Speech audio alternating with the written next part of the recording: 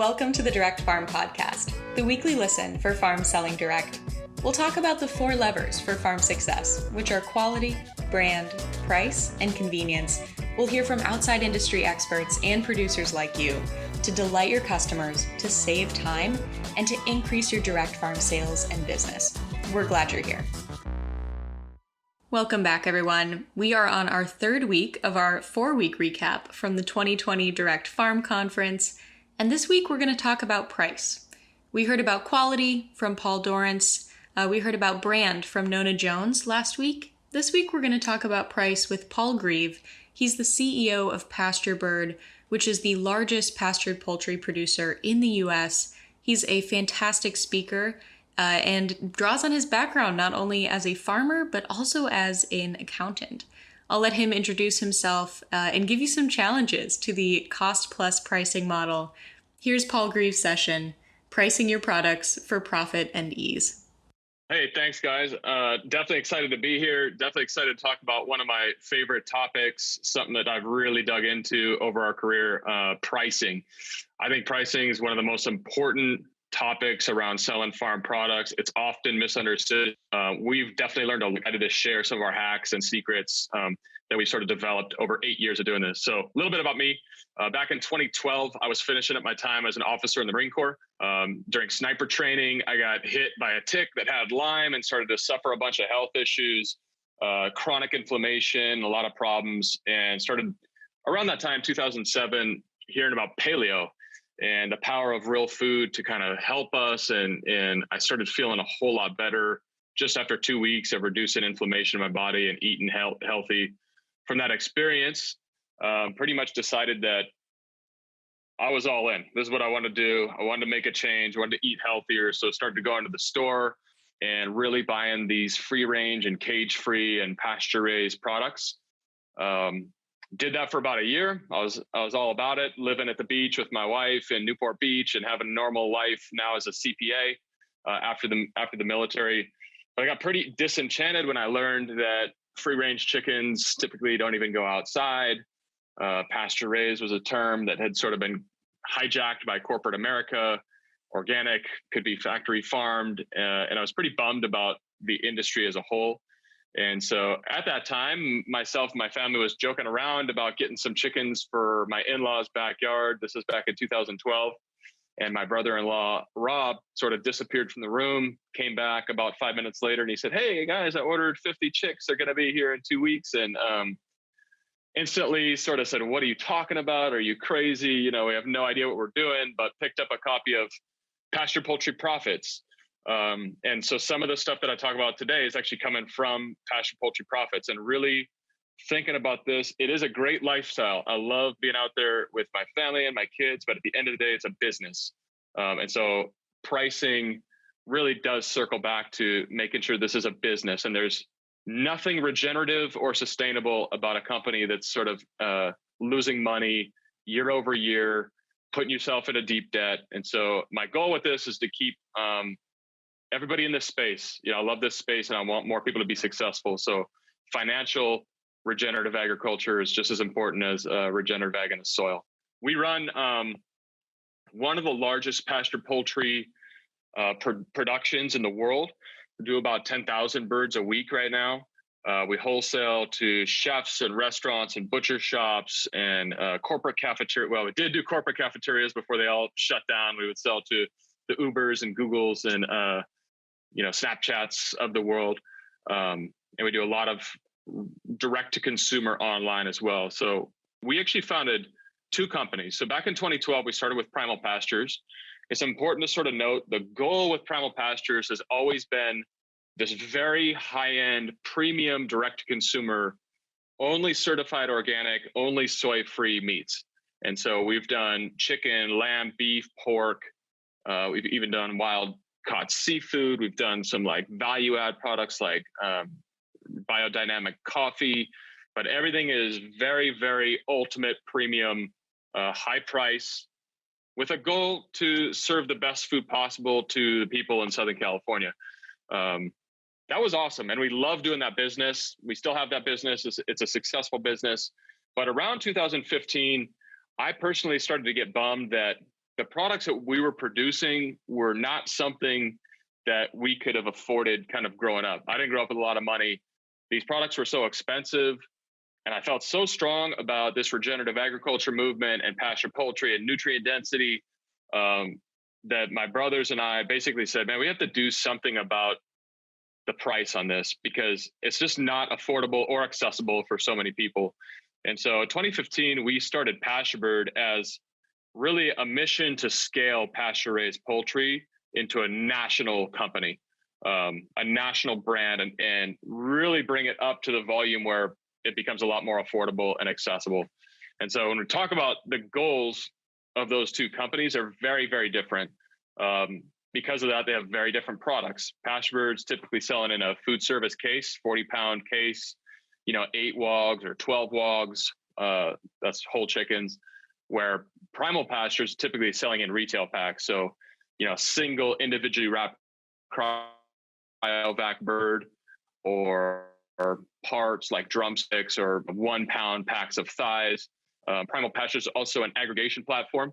So we're bringing in, beef. We raise some beef, but then we also bring in some beef. We raise some pork, but we also bring in some pork from these partner ranches and partner suppliers. PastureBird only produces what we sell. So both totally great businesses, but really, really different. I'll hopefully highlight some of the difference, how we think about pricing for those two. Getting into the nitty gritty, pricing products. This is where I see mistakes made all the time. The number one mistake I see in pricing farm products is that we use cost plus. Cost plus is the idea that, and this is great, right? We go and figure out our costs down to the dime or down to the nickel. I'd encourage you to probably not go down to the penny unless you're at a really big scale, but we try to get close, very close on what our pricing looks like. And then there was this thing floating around within pasture poultry, at least for a while, that said, okay, for a whole bird, figure out your costs, add $5 to it, and then that's going to be your price. And when I heard that with my accounting background and an MBA and kind of looking at this thing like a business, I was just like, you've got to be kidding me. That is the worst advice I think I've ever heard in my life. Don't use cost plus. That doesn't mean don't know your costs. Definitely do figure out your costs, do your accounting, get your books in order, hire an accountant if you have to, and know what it costs you to produce a whole chicken. And I'll talk about chicken a lot just because that's our specialty, but this applies across the board for a cow or a pig or anything else. So know your numbers, but don't use your cost to drive your price. Much better is look at competitive-based pricing. So when we go out to price a new product, back in 2012, it was a little trickier because there weren't so many pasture-based farms already out there online. Now it's actually easier. I can go to White Oak and I can go to Polyface and I can go to Belcampo and I can kind of look around and see what people are asking for a pound of drumsticks or, a whole chicken or whatever your product is going to be. But what I used to do is just go into Whole Foods and I would literally go in, I'd find the most expensive whole chicken in Whole Foods. Typically that'd be like a Gap 5, I call it quasi pasture raised. Definitely says pasture raised on it, whether it really was or not, that's up for debate. But I go and find that and say that was $27 bucks. I basically said, look, I know our product is better than that, significantly better than that. So I need to be above that. Even though it sounds like a lot, I want to be looking at my competition to really drive my pricing. Of course, I also need to make money. So I need to factor in my cost a little bit, but I'm not just taking my cost and adding it a premium to that. So I'd really encourage people to look at competition-based pricing. So you're selling a premium quality product at a premium price. What is the brand and the convenience that is coming along with that? Jessica Evans was another one of our speakers at the Direct conference, and she spoke to this. She started offering direct home delivery because she knew that her customers wanted that Amazon Prime convenience experience. And we'll talk more about convenience next week. But she ordered custom branded totes for Evans Family Farms so that when she dropped off food at people's doorsteps, they had this beautiful, sleek, sustainable package that their meat products came in. It was insulated. It served to keep them cool a little bit longer, but it also served to reinforce that she was selling a premium product, and therefore she took care in the packaging, the convenience, and the brand experience that her customers were also buying into. Talk about meeting your goals. I mean, it's really important to understand the difference of fixed and variable costs. This is a basic in accounting. Your fixed costs is stuff like your land, your labor, your rent, your water, kind of what you pay to actually run the day-to-day business. Your variable costs is stuff like the chick, the feed, the harvest, the packaging. So you need to make sure to set an overall margin that's going to cover your fixed costs. So whatever your volume is, say you can do $100,000 in sales. If your fixed cost is going to be $40,000, you need to make sure to have a 60% margin to be able to cover those fixed costs. So really meeting your goals. This also goes back to the difference of pasture bird versus primal pastures. With primal pastures, we didn't have any outside funding. It was purely bootstrapping and funding based on our own balance sheet and the profits that we were bringing in. So we had to price at a margin that let us stay afloat at all times. With pasture bird, we're trying to scale a national company. So it's okay for us to take a little lower margin, potentially dip into the red, and then go out to the bank or go to investors to supplement to help us get to that scale where ultimately we will make a lot more money. I use the example sometimes of I'd rather make $1 per chicken on 1 million chickens than $10 per chicken on 100, right? Because at the end of the day, that's more money to go back to growing the operation. That third point, don't be afraid to ask a premium, is probably one of the most important in this whole thing. I see this mistake constantly. People feel like we're selling commodity corn or soybeans. Look, we are not. We're in a highly niche, highly differentiated space. We're not selling a commodity product. And it's really important to get your story right and realize what you're doing is so vastly different. And you need to be confident going out and asking for a premium on your product, a big premium a lot of times. I know in Walmart, you could go out and buy a $5 chicken right now. Costco, it's already cooked for $5. If you want to go on to primal pastures right now, it's probably $35 to buy a whole chicken. It doesn't matter, right? Because you're selling to a completely different consumer that values what you're doing over that factory farm bird inside of Costco. One thing we talk about a lot is value add and cutting up whole birds. So we've done both sides of this all the time. We update the math constantly and really understand what your costs are associated with cutting up a whole bird. It sounds really great to be able to sell boneless, skinless breast for $18 a pound when your whole chicken sells for $28, right? But the reality is sometimes you might be surprised at how much goes into the actual processing, cutting up, packaging, and then making sure you're actually having good sell-through on those items like the wings and the drumsticks. And again, I'm talking about chicken, but at the end of the day, you have equivalents in the beef and pork world as well. I know those pork shoulders will back you up sometimes.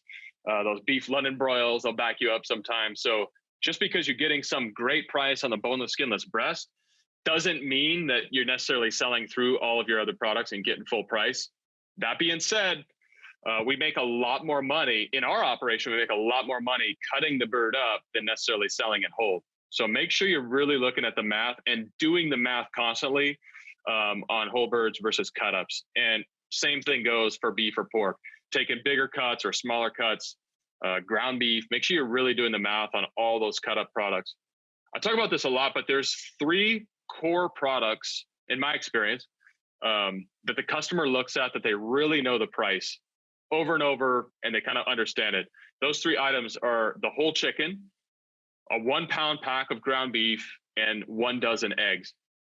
I found that we have a lot of price elasticity, which means we can move pricing around on other products, but those 3 items, people generally know the cost of them in the grocery store. And so when they come to your site, they're going to look to those 3 to decide internally in their head if you're an expensive place, a reasonable place, or a cheap place.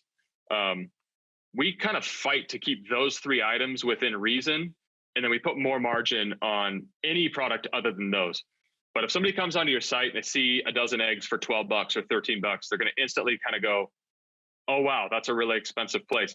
Maybe that plays into your strategy of being, ultra premium, ultra high end. That's fine. But I think that they looked at those 3 items really specifically to get a gauge for kind of where you're at. This is one of my most key core takeaways with pricing. We have to do a better job as an industry. And I say this kind of all small farmers and direct marketers across the board of making our products more simple to the consumer. Like them or not, ButcherBox has done an amazing job with this. You go into their site and it's 2 clicks until you are subscribed and you have product hit your doorstep every single week. And they have grown very rapidly because of that ease and simplicity. And it's a really cool thing that they've done to make it so easy for people.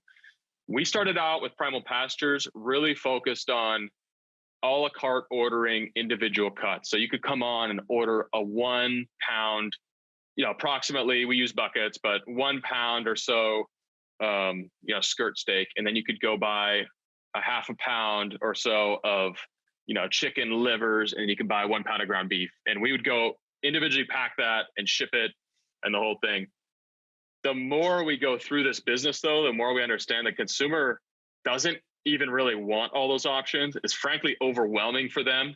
They do not care about the difference of a lamb loin chop, sirloin chop, or a shoulder chop. They just want some lamb to eat. Or really, they might even just want some good meat to eat. And they might just want to support you as a local farm, even more than all that stuff. So keeping it simple for them is huge. One way we do that is kind of on bundles. Bundles are one of the great sort of hidden hacks of this space, the direct-to-consumer space. If you're not doing them, you should be. Just a couple examples of this. We use something called a farmer stash with Primal Pastures. So basically it's $100, $200, $300, or $400 box. They can use it on a subscription or a one-time order. We determine 100% of what goes into that box. So it can be beef, lamb, chicken, or pork. And we get to decide what goes in there. So it helps us, A, manage inventory, but B, it gives the customer a quick one click, and then it's at your doorstep kind of ordering option. Simplicity is huge. Paul hits on some really key concepts here that we can offer some color around from barn to door. The first is that the fewer number of inventory items in your store, so the fewer number of products that customers are choosing from, the more likely they're going to be to go and complete that purchase. The most successful farms that we serve all have less than 63 items in their store, and many have far fewer. And one way that we see people lower the number of SKUs, as Paul put it, but ultimately just the number of products you're selling, is to consider bundles. And he touches on this as well. Bundles are really convenient for the consumer if someone doesn't have a lot of freezer space or money to commit to buying in bulk, but they do want a sampling of products, they do want a premium product from a local producer. Bundles are a great way to do that. If you haven't yet, go listen to Tom Bennett's session on bundles with subscriptions. He talks about at the Direct Conference. At this point, their 12-month Farmer's Choice bundles actually underwrite all of their other costs at the farm. And so in the very unlikely event where all of their other revenue streams just stopped suddenly, they would be totally fine riding just on subscription orders. And that is the kind of peace of mind and assurance that we want to see all local producers achieve. And customers love subscriptions. We've actually seen that 1 in 4 orders placed in 2020 have been for subscription items. And it's a huge deal. It's driving 80% revenue certainty for the farms that are offering them. So consider limiting the number of items in your store, offering bundles, and definitely consider offering those bundles or just individual items, depending on what you're producing, for subscriptions. I'll let Paul continue. Another big mistake that I see a lot is pricing by weight. I've seen it over and over. I've seen it for 4 or 5 years. I think it's a big mistake. In my experience, we've sold, I don't even know how many, 100,000 orders or something like that in the last 8 years. And not once have I seen somebody come back and say, hey, this wasn't the exact weight, that you promised or something like that. We do it by buckets. So for whole chicken, for example, we'll do like a 3 to 4 pound whole bird is X price. A 4 to 5 pound whole bird is X price, a little bit higher. A 2 to 3 pound is X price, a little bit lower. That instead of, selling it at $4 a pound and it's 2.85 pounds, and now I got to go manually enter in exactly how much that was. In my experience, the customer would rather have the ease and simplicity, know exactly what they're getting. And if they get a few birds that are 3.2 when they ordered a 3 to 4, I don't think that they'll complain. In my experience, they won't. And if they do, then send them a few 3.8s the next time. It's just not that big of a deal. That idea of just eliminating the guesswork, like people don't like not knowing what they're going to get. Flat rates is how we built the whole business. This kind of goes back to production and how that factors into price. So I'm a production guy. I'm on the farm. Well, less now than I used to be, but I used to be on the farm every single day doing chores. I know how hard it is to decrease costs based on production, either in efficiency of labor or bringing feed down or feed conversion going up. It's a very difficult and challenging thing to lower the cost of the cost of production on your whole chicken by $1. It's so much easier to go in and add $1 to your price. So make sure you're doing that. Do a lot of testing. In the online world, it's awesome because I can raise and lower my prices without anybody really even knowing. So we do this all the time. We'll bump up drumsticks by $2. We'll drop down thighs by $1. We'll see how that affects demand. It's a concept called elasticity. It's how much the demand changes based on the change in the price. In my experience, these markets are very elastic right now. Elastic means you can move price and people don't really have a huge reaction to it, especially if you stay away from that whole bird, the dozen eggs, or the 1 pound of ground beef. I found that you can bump stuff up, down, around, kind of however you want to do it and test things out. Make sure you understand if you got a bunch of pent up demand and you can bump up your cost of a pack of drumsticks by $1 or $2 and it doesn't really affect the demand too much, it's something to really think about. This is sort of what we're talking about with, fewer products. The idea of bundling is huge. I know there's 27 different cuts when we cut up a whole cow. Does that mean I should have 27 cuts offered on my website though? Maybe not. So when you look at bundling, putting things together, not worrying so much about the difference of a New York versus a ribeye versus a filet. People want to buy an awesome pasture-raised steak from you and they want your story. They don't necessarily care if it's, what cut all the time. So think about trying to reduce your SKUs. Collaboration, aggregation, these are both huge. Don't even have time to go into a ton of it, but we like to do, collaboration with the local salt company that we're getting ready to kick off. We promote them, they promote us. We put it together in this cool bundle. We're doing an offer on pasturebird.com right now with Reload Rub, which is really cool. Awesome paleo spice company. So you buy 4 of our chickens, you get a Reload Rub added into it. It's great PR for them, great for us. We went on their podcast, kind of like did the whole thing. Aggregation, whole nother subject, but it's the idea of working with other producers, in your area or that align with your values. I might be the best at producing pasture-raised chicken, and I think we are one of the best pasture-raised chicken producers in the country, but I'm not one of the best at beef. However, my customers all want to buy pasture-raised beef. So if I have the captive audience, if I worked so hard to get these customers, maybe I should be working with a local beef company or somebody that aligns with our values to go and sell beef to my customers. And ultimately, those customers are the best marketers in the world. It means a lot more for somebody, friend or family, to go say, oh, I ordered from Pasturebird and it was this great experience. I love them.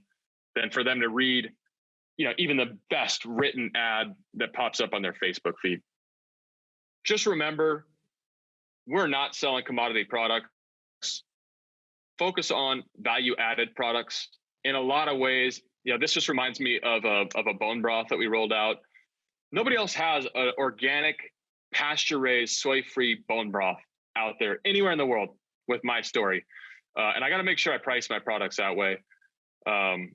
You can always move the price down, right? That's very easy, but trying to increase your price is tough. So make sure you kind of open up strong and make sure you're competing where nobody else is. For example, the bone broth. This is a picture from our Instagram. It's one of our customers, making this amazing, looks like a chicken foot sticking out of there. So it's kind of got a cool vibe to it, but customers really do become your best marketers. So you want to kind of incubate that and support it as much as possible.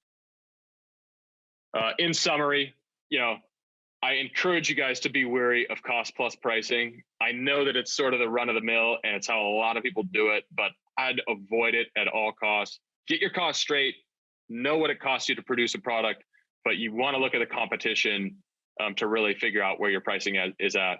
And then kind of last but not least, focus on those bundles, lower your SKUs, keep it really simple and easy for customers to order. I love kind of the idea that they can come on and order within a few clicks and have product delivered, and even better, subscribe. So in a few clicks, they're just getting a box delivered to their house all the time. Yeah, so if you want to learn more about what we're up to at Primal or at PastureBird or at APA. I'm also on the board of APA, which is the American Pasture Poultry Producers Association.